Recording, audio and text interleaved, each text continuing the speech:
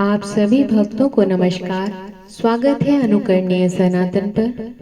आज धनतेरस के पावन पर्व पर मैं आपको तेरस की एक पौराणिक व्रत कथा सुनाने जा रही हूँ। आइए श्रवण करते हैं माँ लक्ष्मी और धन कुबेर जी की पावन कथा। सभी बोले लक्ष्मी माता की जय, कुबेर देवता की जय। वक्रतुंड महाकाय सूर्यकोटि समप्रभा निर्विघ्नं कुरु मे देव सर्वकार्येषु सर्वदा। कार्तिक कृष्ण पक्ष की त्रयोदशी तिथि के दिन धनतेरस का पर्व पूरी श्रद्धा व विश्वास के साथ मनाया जाता है। धनवंतरी के अलावा इस दिन देवी लक्ष्मी जी और धन के देवता कुबेर जी की भी पूजा करने की मान्यता है। इस दिन को मनाने के पीछे धन्वंतरी जी के जन्म लेने की कथा के अलावा इसके बारे में एक दूसरी कहानी भी प्रचलित है। कहा जाता है कि एक समय भगवान श्री हरि विष्णु जी मृत्यु लोक में विचरण करने के लिए आ रहे थे।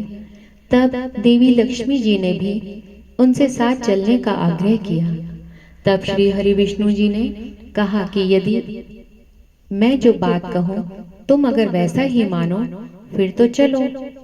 देवी लक्ष्मी जी उनकी बात मान गई और भगवान श्री हरि विष्णु जी के साथ भूमंडल पर आ गई। कुछ देर बाद एक जगह पर पहुंचकर भगवान विष्णु जी ने लक्ष्मी जी से कहा कि जब तक मैं न आऊं तुम यहाँ ठहरो।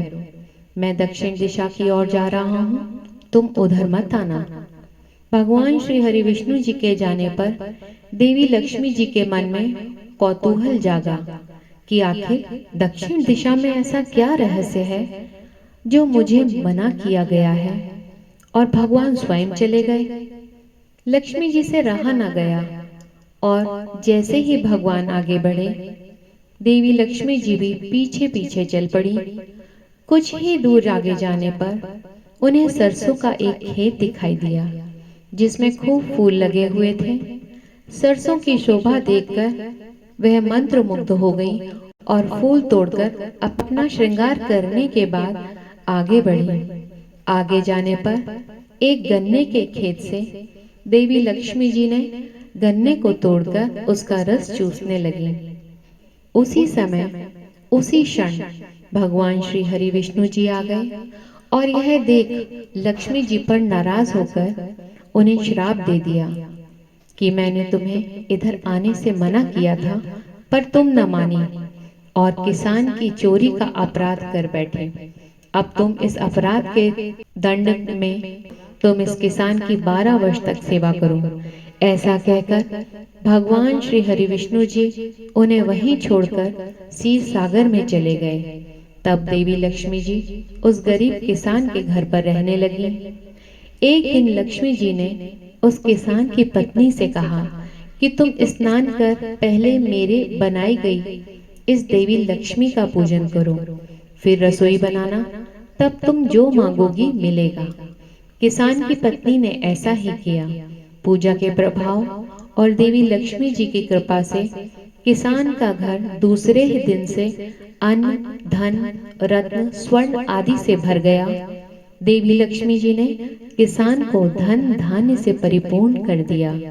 किसान के 12 वर्ष बड़े आनंद के साथ कट गए। फिर 12 वर्ष के बाद लक्ष्मी जी जाने के लिए तैयार हुई। भगवान श्री हरि विष्णु जी लक्ष्मी जी को लेने आए तो किसान ने उन्हें भेजने से इनकार कर दिया। तब भगवान ने किसान से कहा कि इन्हें कौन जाने देता है, यह तो चंचला है, कहीं नहीं ठहरती। इनको बड़े बड़े नहीं रोक सके। इनको मेरा श्राप था। तुम्हारी 12 वर्ष की सेवा का समय पूरा हो चुका है। किसान हठ पूर्वक बोला कि नहीं, अब मैं देवी लक्ष्मी जी को नहीं जाने दूंगा। तब देवी लक्ष्मी जी ने कहा कि हे किसान, तुम मुझे रोकना चाहते हो तो जो मैं कहूँ तुम वैसा करो। कल तेरस है, तुम कल घर पर लीप पोत कर स्वच्छ करना, रात्रि में घी का दीपक जलाकर रखना और सायंकाल मेरा पूजन करना। और एक तांबे के कलश में रुपए भरकर मेरे लिए रखना। मैं उस कलश में निवास करूंगी, किंतु पूजा के समय मैं तुम्हें दिखाई नहीं दूंगी। इस एक दिन की पूजा से वर्ष भर मैं तुम्हारे घर से नहीं जाऊंगी। यह कहकर वह दीपकों के प्रकाश के साथ दशों दिशाओं में फैल गई। अगले दिन किसान ने देवी लक्ष्मी जी के कथन अनुसार पूजन किया। उसका घर धन्य धान्य से परिपूर्ण हो गया। इसी वजह से हर वर्ष तेरस के दिन देवी लक्ष्मी जी की पूजा होने लगी। सभी बोले देवी लक्ष्मी माता की जय।